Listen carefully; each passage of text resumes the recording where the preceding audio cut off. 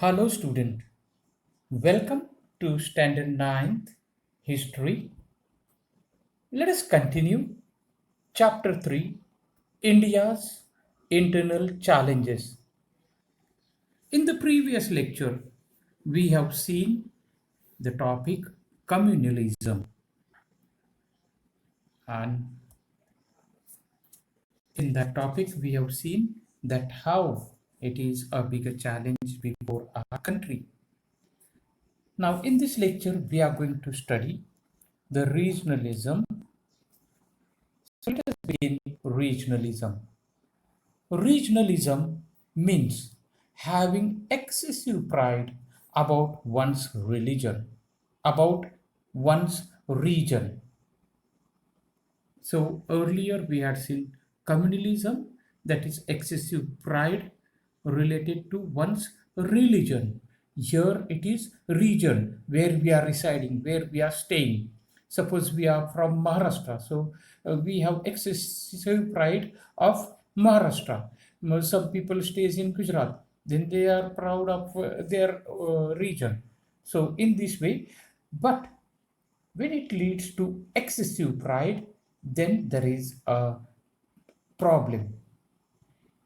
It is one thing to introduce oneself as a Bengali or a Marathi person.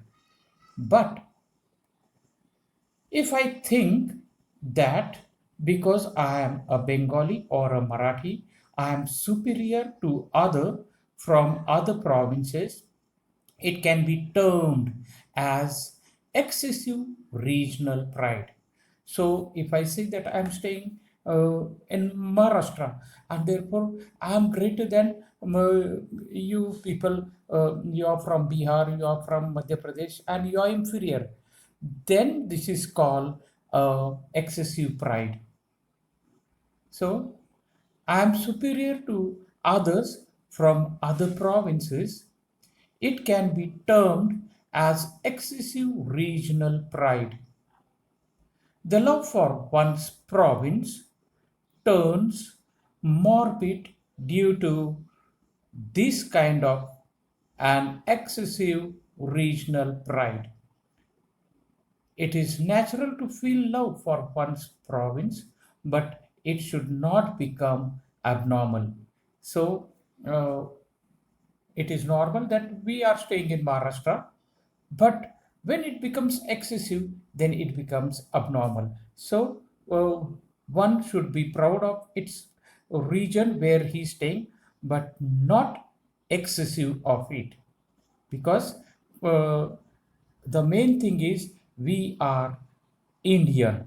So, India first, then our region comes. Regionalism thrives on regional imbalance in development. In the post independent period, some states achieved more progress while some states remained, remained backward. For example, the states like Maharashtra, Gujarat, Punjab, Tamil Nadu developed economically and industrially, whereas states like Odisha, Bihar, Assam remained undeveloped economically and industrially. So, industrially, they are not developed, as well as economically, also, these states are not developed, but Maharashtra, Gujarat, Punjab, Tamil Nadu are developed one. Then, if Maharashtra, Punjab, Gujarat, and Tamil Nadu has excessive pride, and they say that Bihar, Assam, Odisha, you are inferior and we are superior, then it is excessive pride. So, economic development and reforms are the foundation of progress. That is economic development, the industrialization. When a state makes progress, then several things are added in it. That is, first of all, economic progress, then education, then uh, the uh,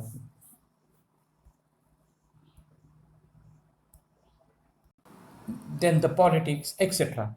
So automatically these starts getting developed, and therefore, my dear student, um, this economic development is more important, but one should not be proud of its own states, that is excessive pride of one state. And therefore, my dear student, this excessive pride leads to to excessive pride leads to extreme, and then here only regionalism starts. So due to the bigger bitter memories of the riots, I'm sorry student, regionalism thrives on regional imbalance in development. In the post-independent period, some states achieve more progress while some states remain backward. For example, states Maharashtra, Gujarat, Punjab, Tamil Nadu have developed, but Odisha, Bihar, Assam remain undeveloped. So, economic development and reforms are the foundation of progress. As a result, the states that develop economically can achieve progress in other areas like education, health, and culture.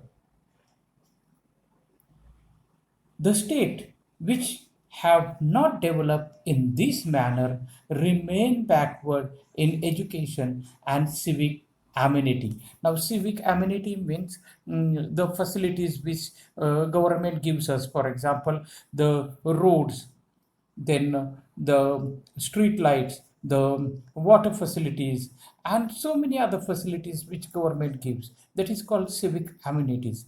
So these amenities with the development is more, but when the state is backward, then these amenities are lacking.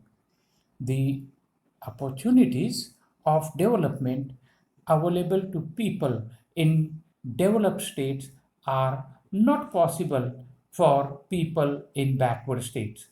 So, for example, developed states may have more transport facilities. On the other hand, undeveloped states may not have transport facilities like the state, the developed state, and therefore they may have to take bicycle or walk, or even those who are well-to-do people will can afford to go by auto or what I mean here is that less facility is here in the state than the developed state. In the developed state they may be providing the bus facilities, city bus facilities, but in the villages there are no such facilities. They are harassed by problems of education, backwardness, unemployment, poverty, etc.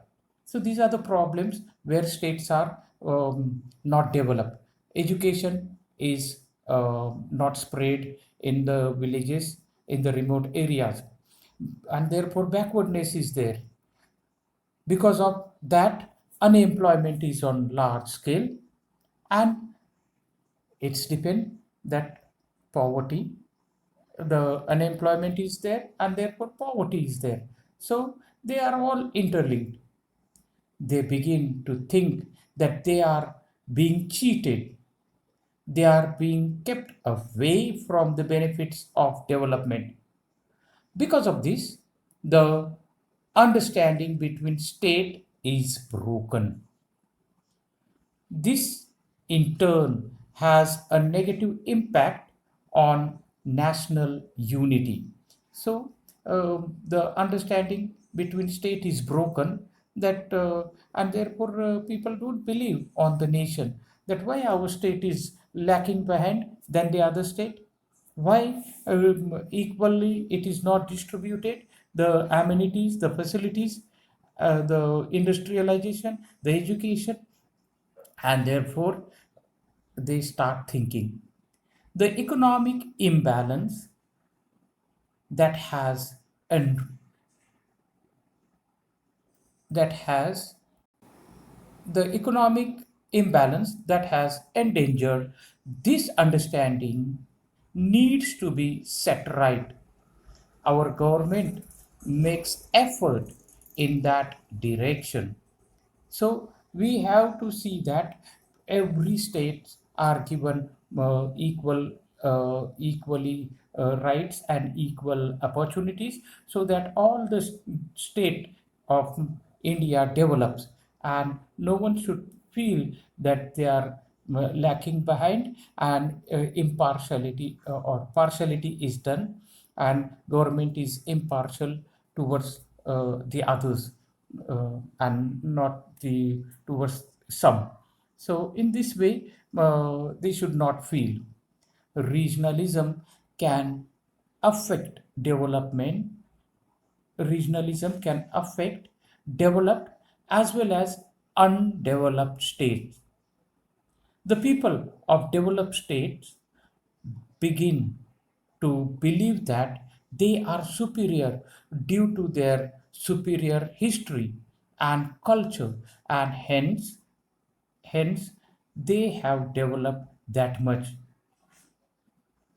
The people of un, underdeveloped region, so the developed region feel that we are superior, underdeveloped region people are inferior than us. They are not willing to share the benefit of development with the backward state. Not really. Only we want to develop. Let others remain backward. This is the attitude of the people, and therefore the regionalism increases. On the other hand, the people from backward area need to arouse their regional identity to organize themselves. For this, they try to unnecessarily glorify local traditions and culture to prove their uniqueness. This leads to regionalism, that they feel that we are unique, we are superior, and the others are inferior. It endangers national unity. So national unity comes into in danger because uh, of this excessive pride. The state may say that if you are not giving the equal facilities to us, then no, we don't want to remain in the your country. We want to be a separate country. So in this way, we cannot break the unity of our country. So we have to have equal distribution of the facilities, amenities to all the states. So my dear student, we have studied a few challenges that India is facing. Apart from these, there are several problems like overpopulation. India's population growing very fast. And therefore overpopulation is there in our country, and we are second in the world with regard to population. And who knows, very soon we may overtake China, because China has its 160 crore population, but China's territory is also vast. Our Indian territory is not as vast as China, and therefore overpopulation is a problem in our country. Then cleanliness problem is there. um, uh, Therefore, Narendra Modi, the PM of our nation, has started the cleanliness drive, that we should be clean. We should keep ourselves clean, our surrounding clean, our town or our village clean, and finally the country becomes clean. On the other hand, here we spit anywhere on the road, we in the public places. We throw the garbage, we eat all the sweets or any other substances, and throw the wrappings anywhere, and therefore the surrounding is filthy, it remains dirty. Agriculture, agriculture is a problem because agriculture is mainly dependent on rainwater, and rain is not certain. Sometimes it rains heavily, sometimes doesn't rain. Drought situation we have to face. Sometimes it rains within a short time, quite a heavy rain, and rest of the monsoon days are dry. So in this way we are facing the problem, and therefore agriculture is suffering. uh, and the problem of farmers, farmers has to reschedule, rethink about their farm product, and we have to adopt the nature, and according to the nature we have to plant the seeds, and go with it. But the nature is a nature. Sometimes it is the uh, atmosphere is conducive, sometimes it is not, and therefore farmer is suffering a lot. Very many times because of debt farmers are committing suicide. Poverty, poverty and unemployment is the problem before our nation, that so many people are below poverty line, and they are earning on daily wages. Whatever they earn they have to eat, and hence this problem we have to solve. Housing problem, quite a many people doesn't have proper housing, and therefore my dear student, they have to stay in slums, and hence this housing problem we have to solve. Food problem, many a time people doesn't know whether they will get one meal a day, and malnutrition cases increases. In this way, these are the problems faced by our nation. We are trying to overcome these problems and move forward towards development. We are progressing steadily. In the next chapter, we shall learn about progress in the economic field. So, my dear student, so far in this chapter, we have seen the challenges after the independence. India faced the challenge of Punjab. Then we have faced the uh, challenge challenging issues with Northeast India, such as Mizoram, Assam, Nagaland, Arunachal Pradesh. Then we have also seen how Naxalism has started, and how Naxalite movements have gone away from the democracy, and how uh, they have become the terrorist organization now, and it is one of the threat to our nation. Then we have studied the communalism, that excessive prides about its own religion leads to communalism, fanaticism increases. Then that also is a threat to our nation because of this. So many problems and riots takes place.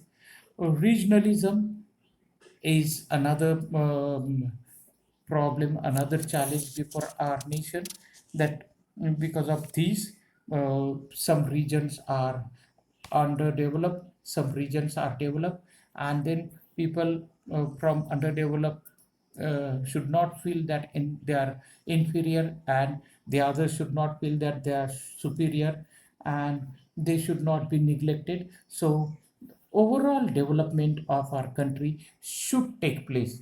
Then we have seen also few more challenges which our country is facing, such as overpopulation, cleanliness, agriculture, problems of the farmers, and farmers are committing suicides, problems of poverty, housing problem, food problem, and not only this, but there are much more problems which India is facing, and yet slowly but steadily it's moving towards the development.